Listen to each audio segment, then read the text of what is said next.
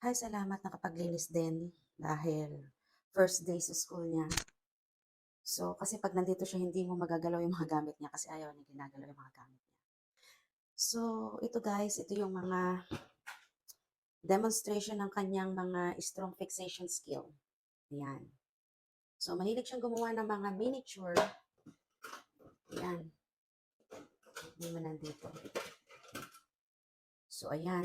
Walis din. And a paper form. Ayan. Yan ang mga kinalolokohan niya ngayon. So, and then here, this is made of paper clips. Nagpapabili siya sa akin ng maraming paper clips para gawin niya lang ganito. So, pag tahimik siya at nandito siya sa room, minsan 2 to 3 hours siya, napaka-busy ng ginagawa niya. Yun pala, ang dami niyang ginagawa. So, tingnan natin kung anong meron dito.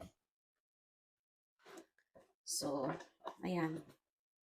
Minsan gusto kong pagandahin yung room niya, pero tingnan mo niya ginagawa, puro in the eyes of others. Para siyang, di ba, minsan garbage. Pero, look, ito, gumawa na naman siya ng mga miniature.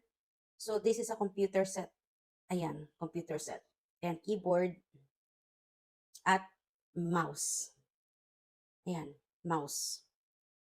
Ito, mouse to. Keyboard. Of course, yung monitor.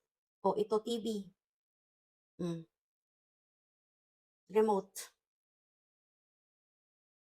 Ito, hindi ko alam kung ano to. Ito, hindi ko rin alam kung ano to. So, ganyan. Yan ang kanyang strong fixation skills.